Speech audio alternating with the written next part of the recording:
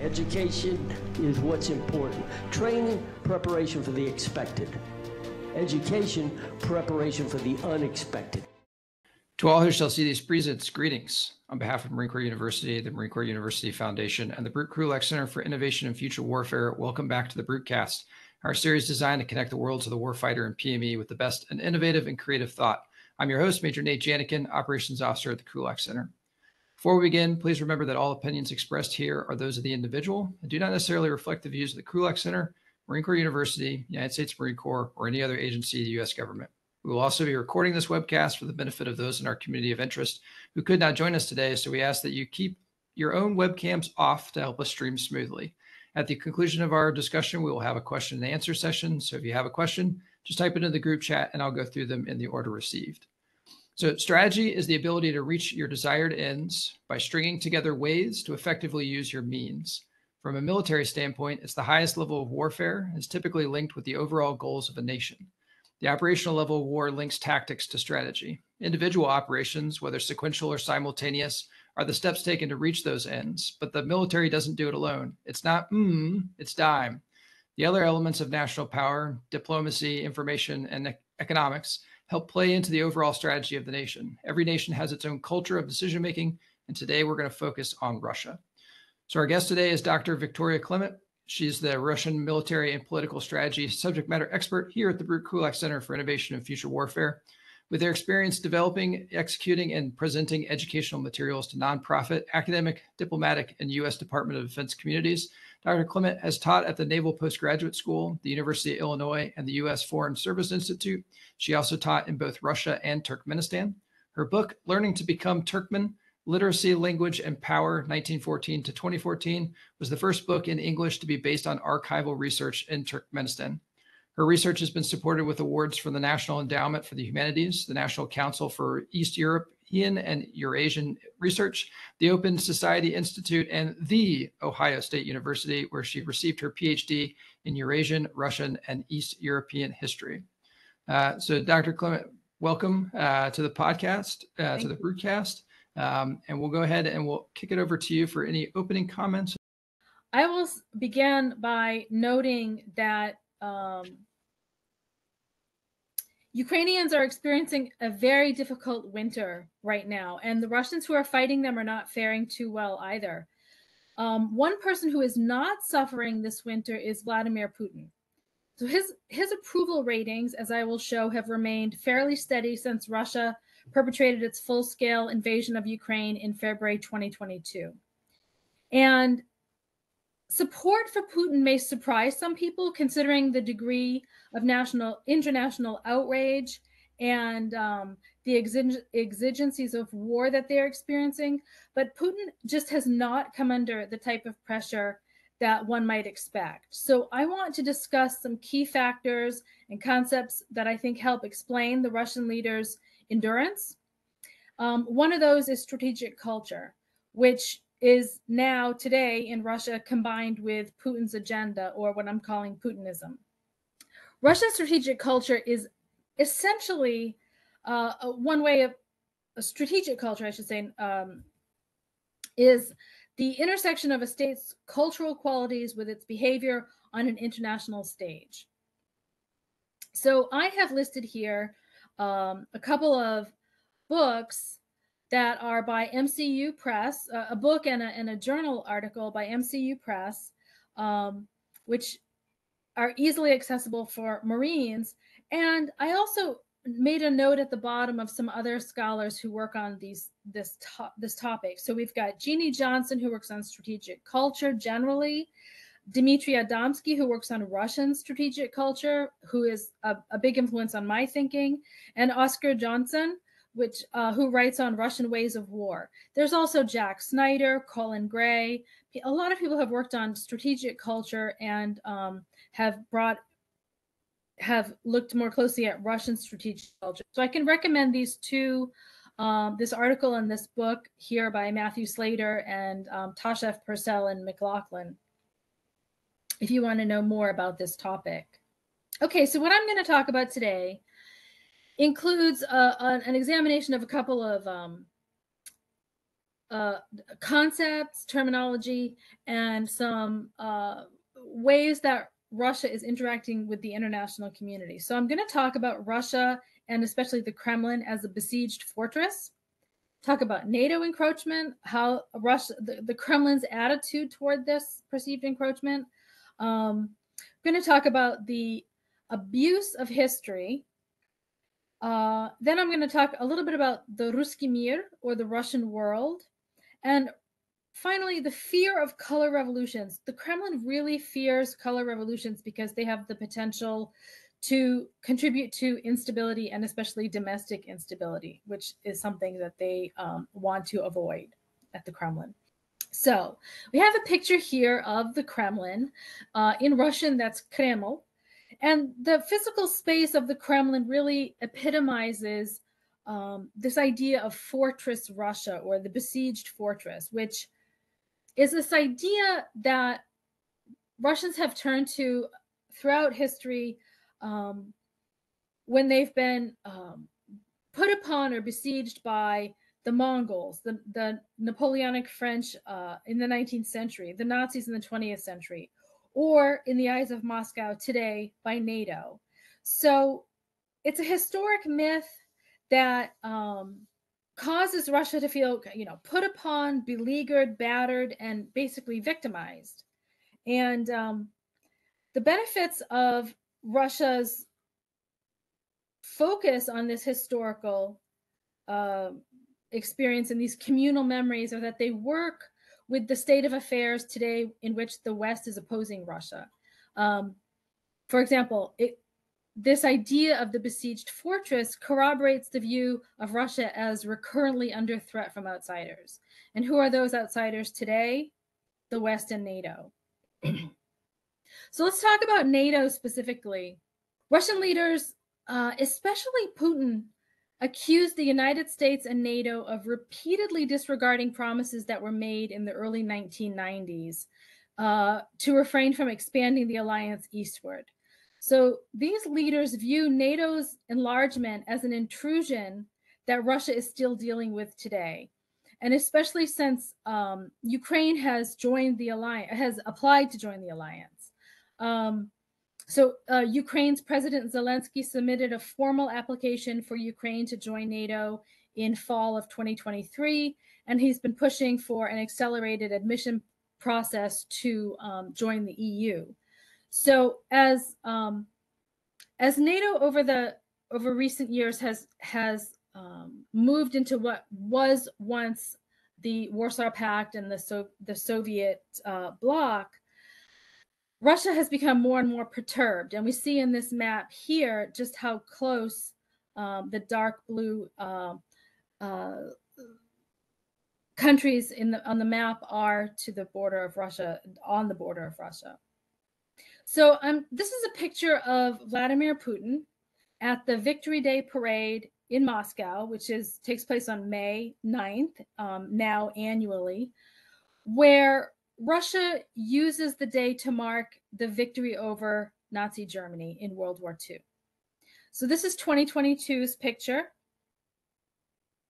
I'm showing this photo for two reasons. The first is to show the ribbon of St. George, which Putin is wearing. You can see it easily on his lapel, and most of the other people around him are also wearing. And you can always spot the St. George ribbon because of the orange and black stripes that are meant to evoke St. George's conquest of Christianity over evil. This ribbon originated at the time of Catherine the Great, but it was revived by Putin in the mid-2000s to symbolize and recall the Soviet Union's great victory in World War II. So Putin is using this ribbon and the colors, the symbols of it, to arouse memories of Soviet victory over Nazi Germany.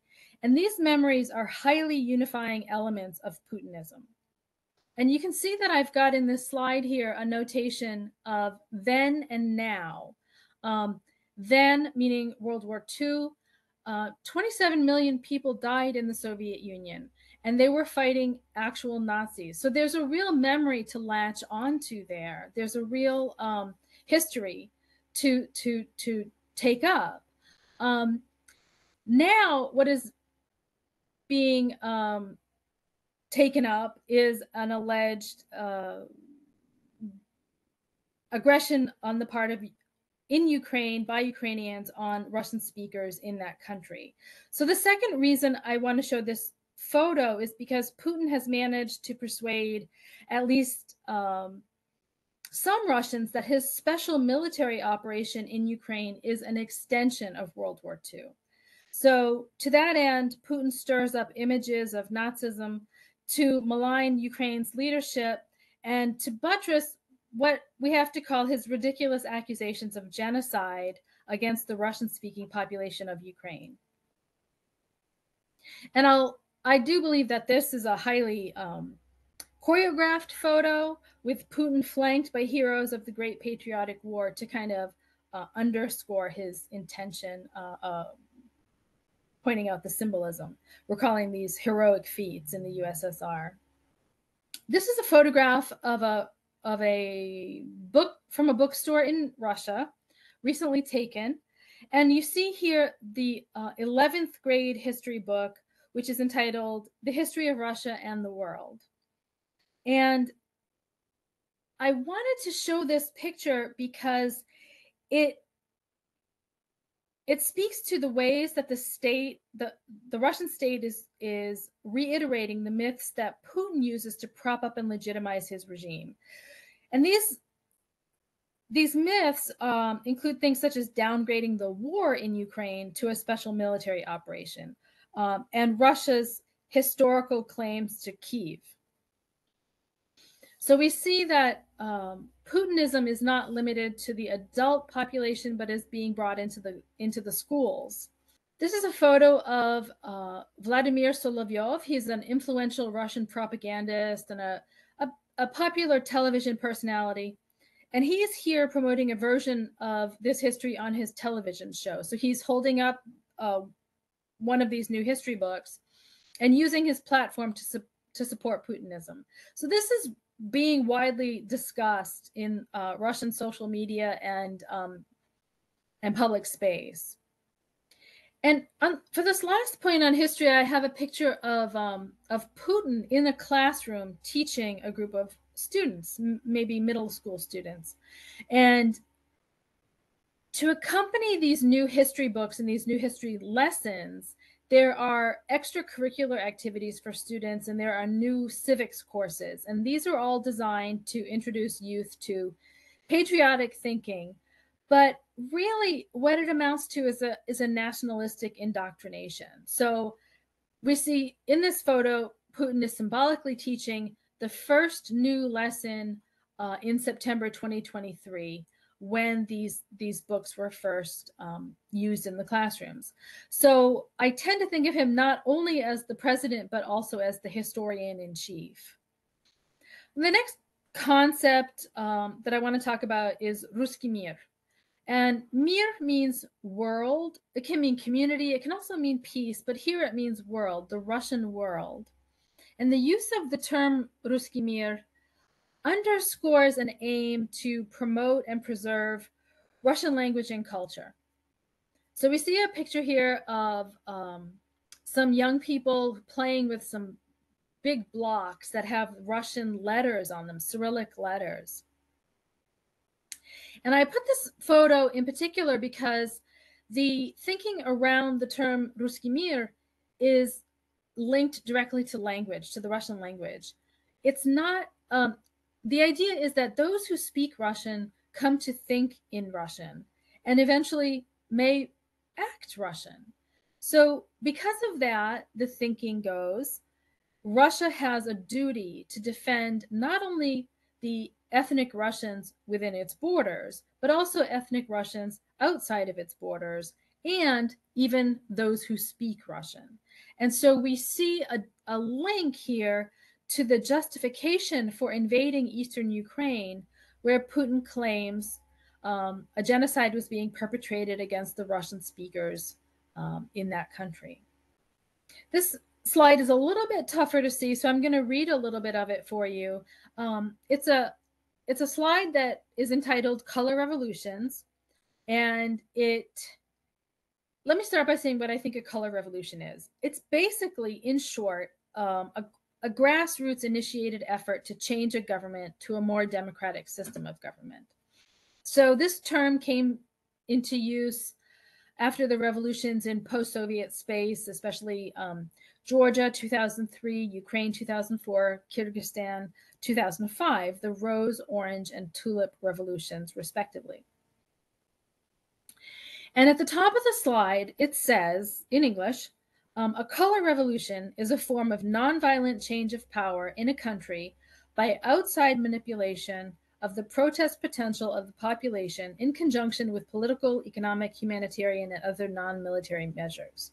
And what I want to underscore here is the phrase in the middle of the sentence that says by outside manipulation, because the implication is that the implication here is that the West foments revolutions to instigate problems around the world, which it then takes advantage of. And why do I think this particular slide is implying the West? Well, this was a slide used in 2014 by General Valery Gerasimov, who is the chief of the general staff of the armed forces of the Russian Federation. And he spoke on a conference at a conference on the topic of color revolutions. The Center for Strategic and International Studies made these slides available, and the slide shows, in my opinion, the degree to which Moscow is haunted by the specter of color revolutions. So, as I mentioned, Russian leaders fear upheaval as the potential to undermine stability at home. And although Moscow has had domestic instability basically under control through intense repression and the arrest of members of the opposition, they still feel what color revolutions, or what they call controlled chaos. So we know that Russia is in Ukraine. We have a pretty good idea what its military goals are. Let's talk about its political goals and the underpinnings of the actions taken there.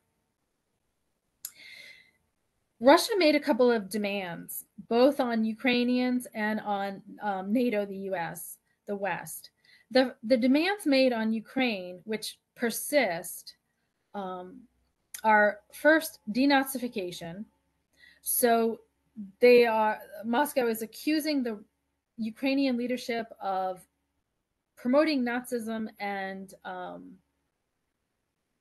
it demands that the Ukrainians remove anyone who entered politics from the 2014 Euromaidan revolution until now to be removed from politics. And basically the aim there is to decapitate the Ukrainian leadership. Second big point is Moscow demands that Kiev submit to demilitarization, Ukraine submit to demilitarization, and that entails abandoning weapons that threaten Russia. The third big ask or demand is that Ukraine recognize territorial revision of Crimea, Donbass, and the Sea of Azov. And by territorial revision, Moscow means give them to Russia. Now, as far as the West is concerned, demands were made on the West as well, and these have been reiterated again and again by Putin and the leadership. So Russia demands that the United States and NATO stop expanding the alliance. They also demand that that NATO seek Russian consent for certain NATO deployments and remove nuclear weapons from Europe. And we see a picture here at the bottom of the slide of Russian Minister of Foreign Affairs, Sergei Lavrov, making such demands. As I said, these demands have been reiterated again and again. I want to just point out, thinking about NATO, that Putin and the Russian leadership know that the West's greatest vulnerability is a weakened resolve. And war weariness is a major threat to Western unity and support for Ukraine, as we are seeing now in parts of Europe and in the US. Questions about support to Ukraine are in the news regularly. So Putin knows his best bet to breaking up Western unity is to make that crisis as costly as possible. And I think that's what he's doing. Let's go talk about what this is costing Russia.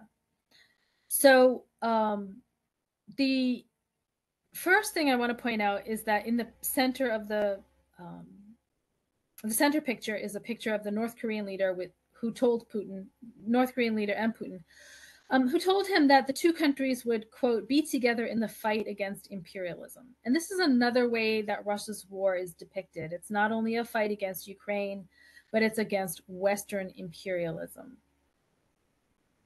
We see on the left a picture of the drones that Iran has been supplying. So this is another key ally of Russia, supplying in large numbers. And on the right, we see mobilized citizens. Russia has been mobilizing, but they're inexperienced and they're mostly untrained. And while there's a level of support for the war in Russia, there's a lack of support for further mobilization and there are demands coming from especially mothers and wives to rotate individual soldiers. So I don't think we're going to see a mobilization until after the 2024 presidential election in March in Russia.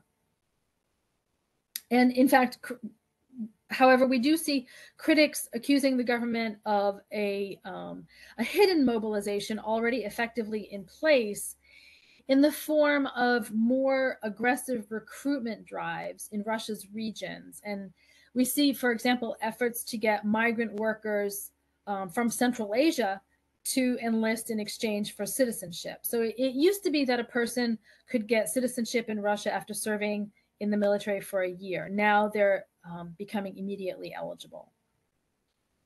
So Putin and the leadership has faced some problems in this war. Although he's had some problems, there is still a degree of popular support. I know it's hard to see the details on this particular slide, and it's also written in Russian at the top, but it says, this is a poll taken by the Levada Center. And the Levada Center is an independent entity in Russia. It does not depend on the Russian government. It conducts surveys. And we have to acknowledge that while the conditions represent less than perfect results in an autocratic Russia where it's illegal to call out the Russian aggression in Ukraine, so we have to put an asterisk by these data. But I still think we can see some trends. And so this survey was taken between February 2022 and September 2023. And what the question that was asked was, do you support or not support the Russian military in Ukraine? And you can see easily the blue shows a majority saying that they support. We've got far more than 50% saying they support this, the war in Ukraine, not calling it a war, but the special operation in Ukraine. Let's go to the next slide, please. We see here Putin's approval ratings over since the beginning of his taking office in 1999, becoming president in 2000, till December of 2022. And you see the circles show, the first circle shows in 2014, when Russia seized Crimea, a spike in his approval ratings and a drop in his disapproval. And again, another big spike when the full-scale invasion of Ukraine began in February of 2022. So we see some, he has had fairly steady approval ratings, but we see even greater spikes at these times when he undertakes these forms of aggression against outside entities. Let's look at the 2024 budget. So how is Moscow approaching the next year of war? Well, for the first time in the history of modern Russia, defense spending will be greater than spending in the social sphere. So we see a 40% increase in the budget, in defense spending in the budget. So again, this is in Russian, so it might be hard to read, but some of the other categories of spending that are shown here for comparison include Department of Housing and Utilities, healthcare, education, environmental protection, even public services. So the top line is Nationalnaya Obrona, the defense budget and national defense, and you can see the dramatic difference between spending on that and other categories of spending. Just take a moment to think of an example of how this budget is being used. So in November of 23, Putin signed into law a bill to expand the Russian army by 170,000 soldiers.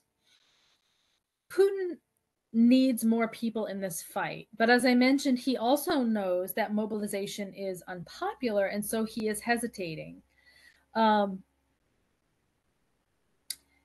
This is a quote, a quotation that reads, "The increase in the strength of the army is due to growing threats to our country linked with the special military operation and the continuing expansion of NATO." So we see this, again, this conflation of issues in Ukraine with the perceived threat from NATO, this perceived threat from outsiders against the besieged fortress.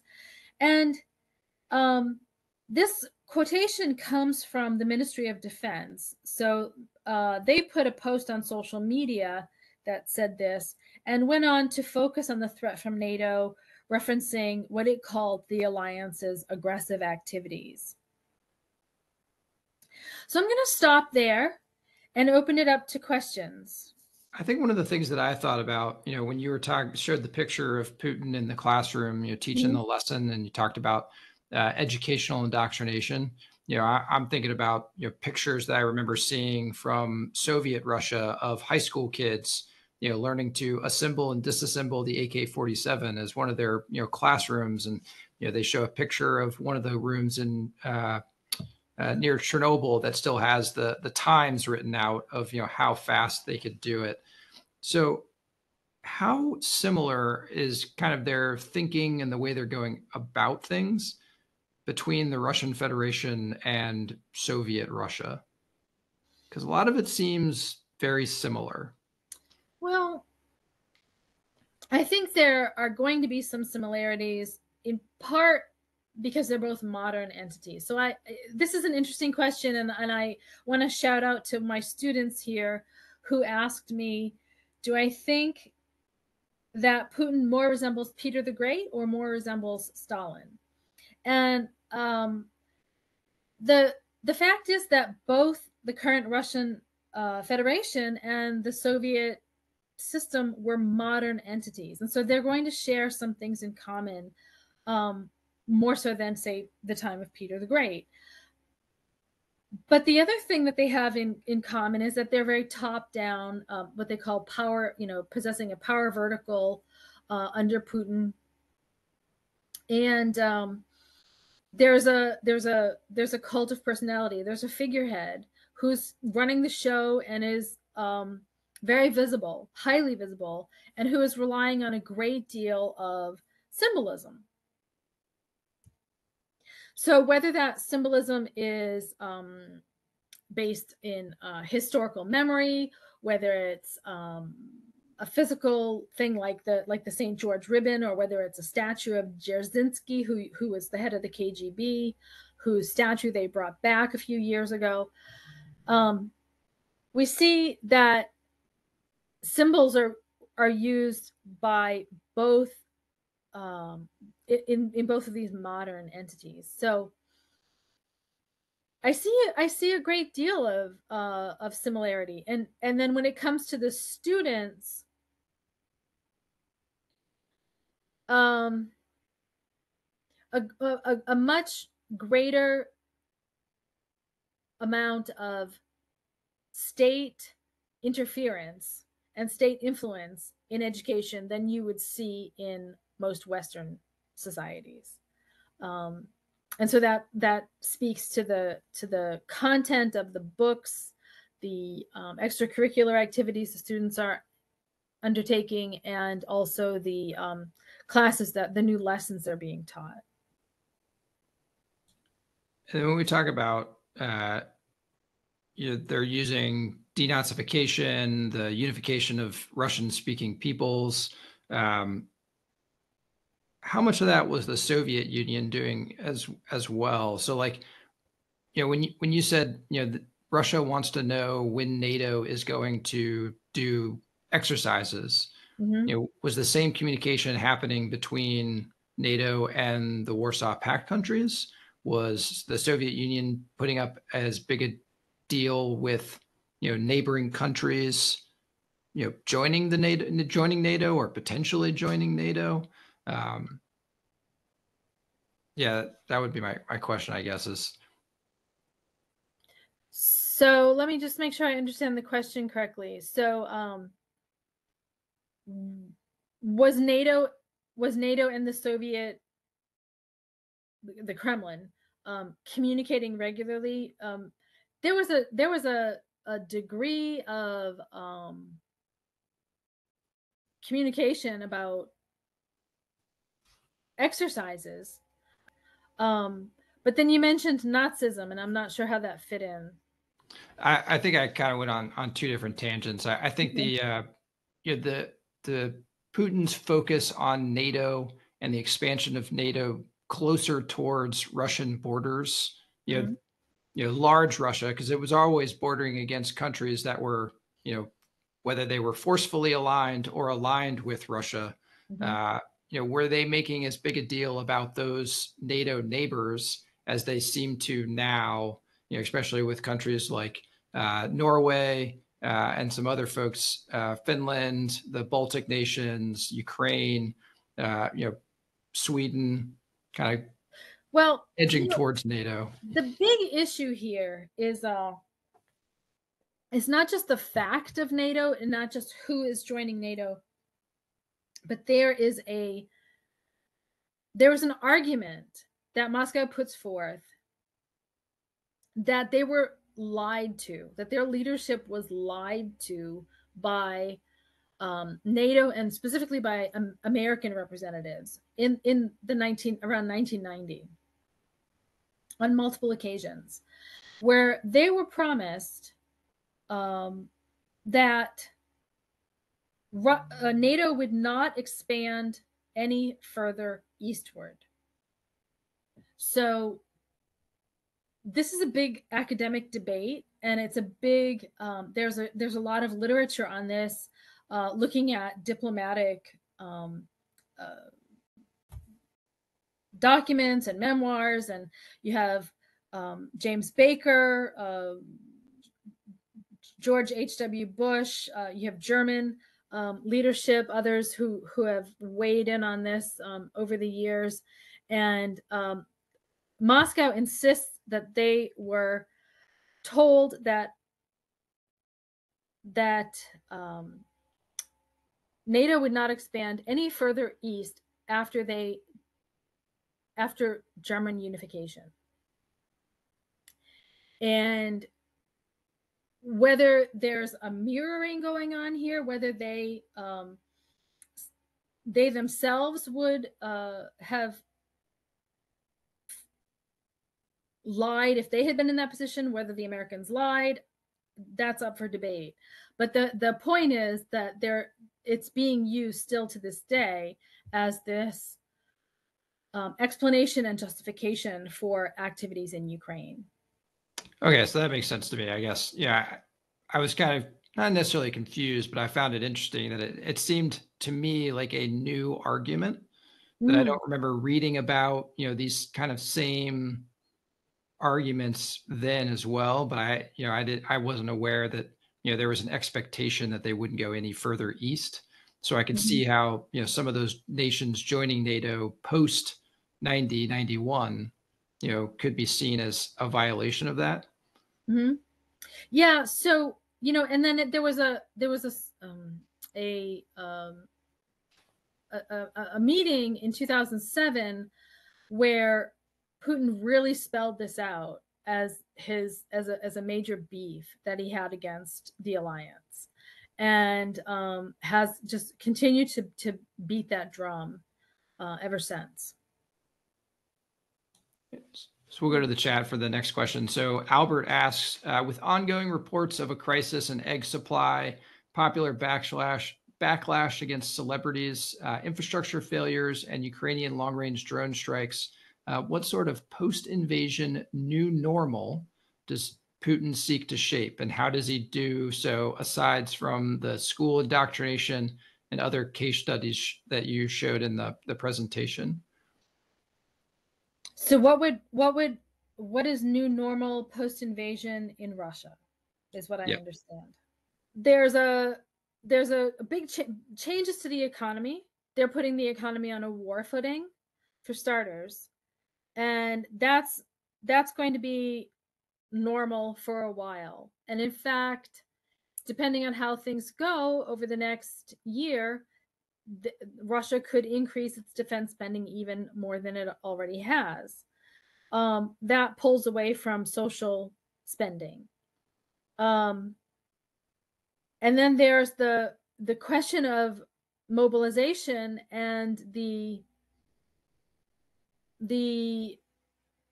feelings among families of people who are serving in the Russian military that they need to be rotated or released from service, which is not happening anytime soon. So there's a frustration. There's an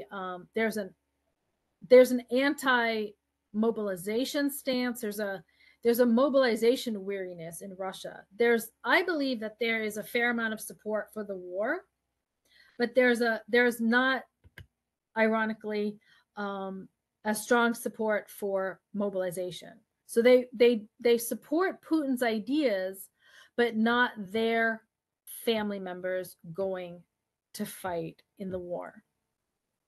So you have entities like, I guess it's a social media group, a group of mothers and wives who have created this Put Domoy, bring them home, come home, get home.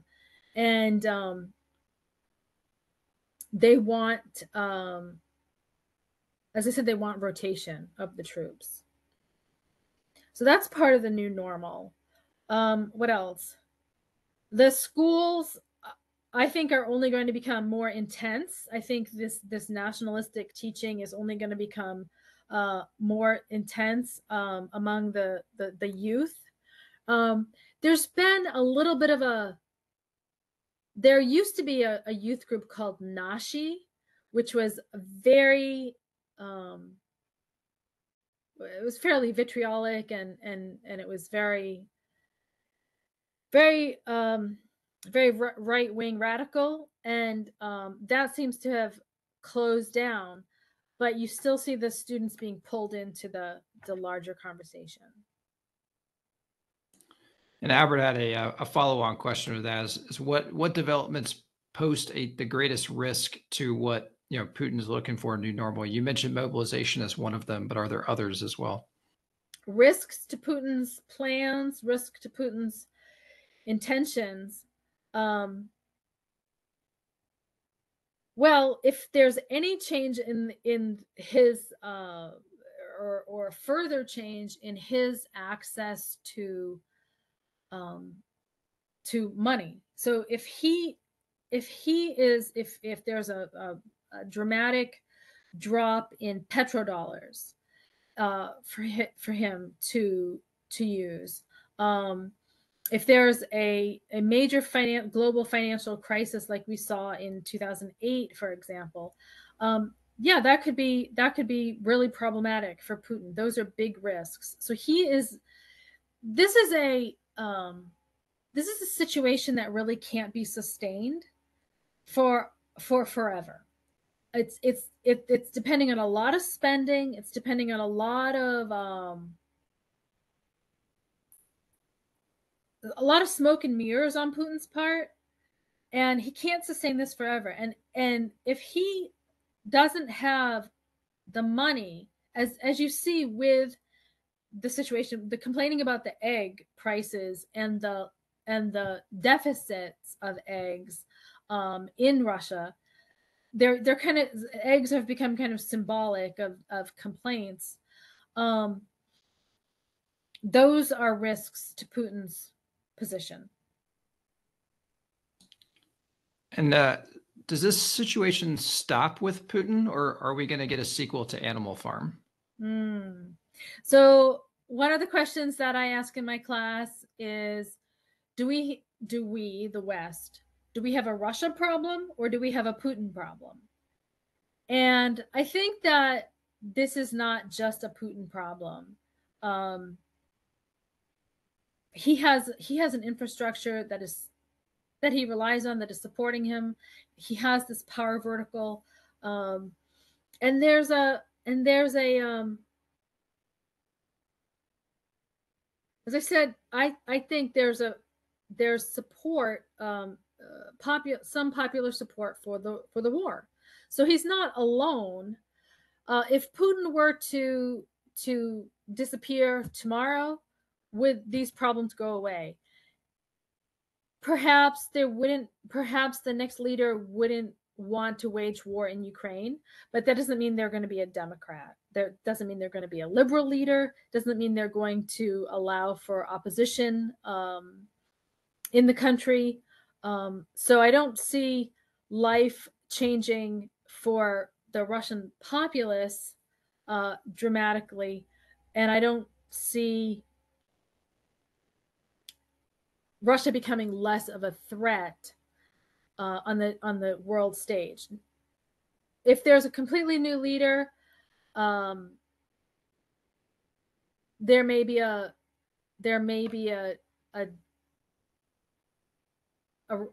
lessening of the acuteness of the threat that Russia poses, but it is still going to be, it's not going to be a liberal democracy. So Albert asks, how does the Russian strategic outlook shape how Russia conducts its outward-facing information warfare campaign? And he mentions denazification, biolabs, or the Russian interpretation of multipolarity. And I think he asked it in a much better way than I had thought of originally when I had my separate thought about denazification. The outward-facing information warfare campaigns like denazification, right, or the Russian interpretation of multipolarity. Another one of the big themes that Putin has been repeating is that the world has been unipolar, that the world is being dictated to by the United States, that NATO has more power than it ought to, and there should be a multipolar world in which Russia's great power status needs to be recognized once again. So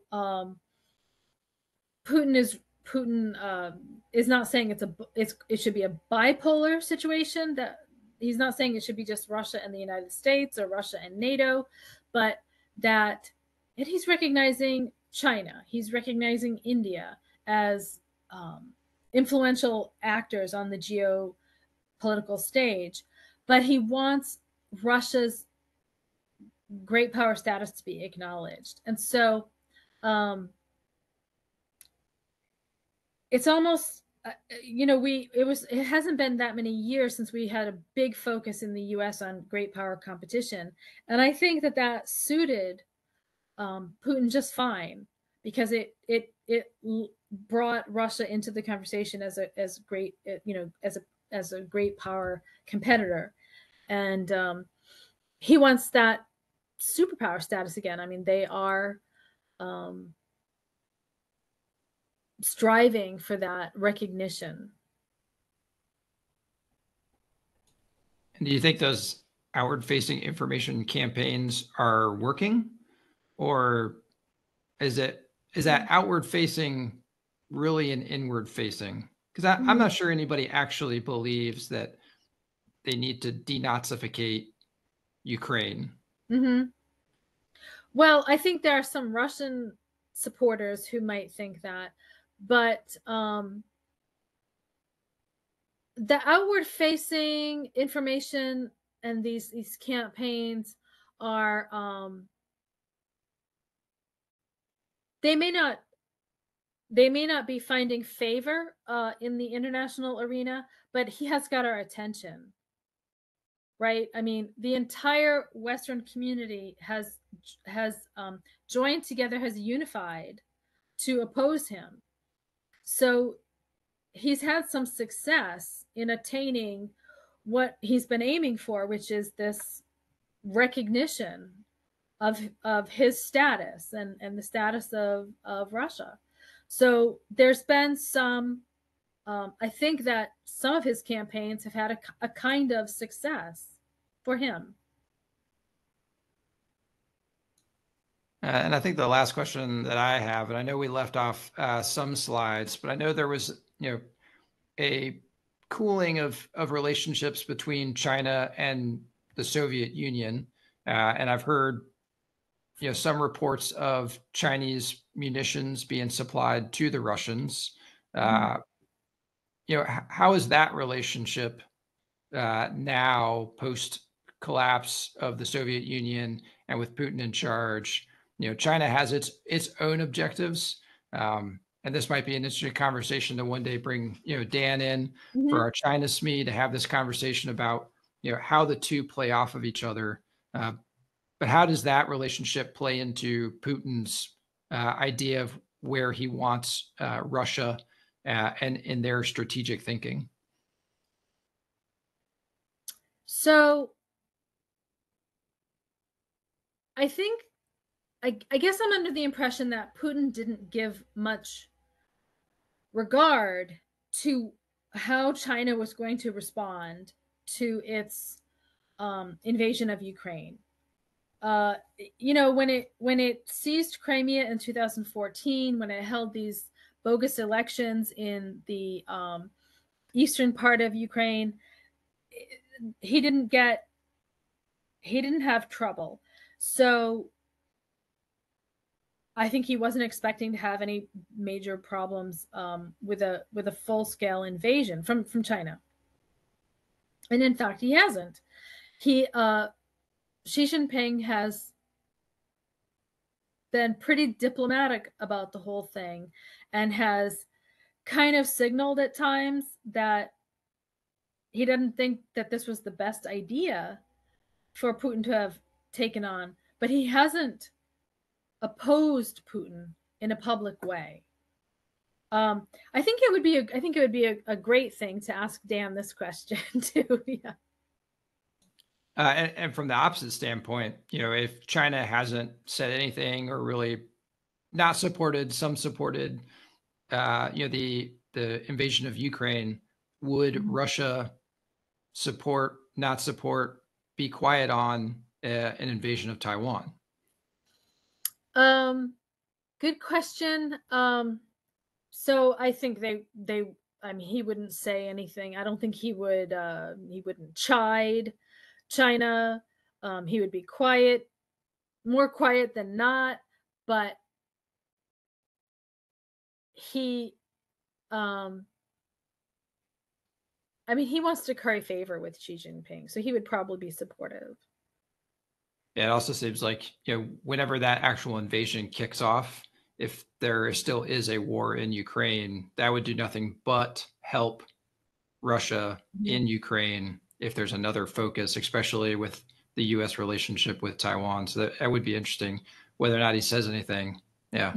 Yeah, there would be another weakness. It would be another problem that the West would have to deal with in a different arena, a different AOR, and it would pull people apart. With that, our time has come to a close, but I'd like to give an opportunity for any closing comments you might have. So I want to thank the Krulak Center for sponsoring this, and thank you to the audience for the questions. I appreciate them. Even though we didn't get to every single question, I can see them, and I'm going to think about them and bring them to my classroom and let my students chew on them. Thank you so much for your attention and for your time today. I'll go ahead and close it out. Dr. Clement, thank you for your time and your insight. I think we've led it into another Brewcast with you and Dan potentially. So thank you for joining us. Thanks for all the folks who joined us today in the chat. We appreciate you sliding to the right based on the weather. And so that's all we have for this episode. So go ahead and carry out the plan of the day. Thanks for joining us. As always, we depend on support and feedback from the Team Krulak community to constantly improve our offerings and reach a wider audience. So if you have feedback on this episode, please take a moment to fill out the survey linked in the show notes to help us do better. Also, if you have enjoyed this episode, please hit the like button and subscribe to our channel on YouTube or leave us a review on the podcast app of your choice. It truly does help us reach a wider audience. Thank you as always for your support, and we'll see you on the next episode. Education is what's important. Training, preparation for the expected. Education, preparation for the unexpected.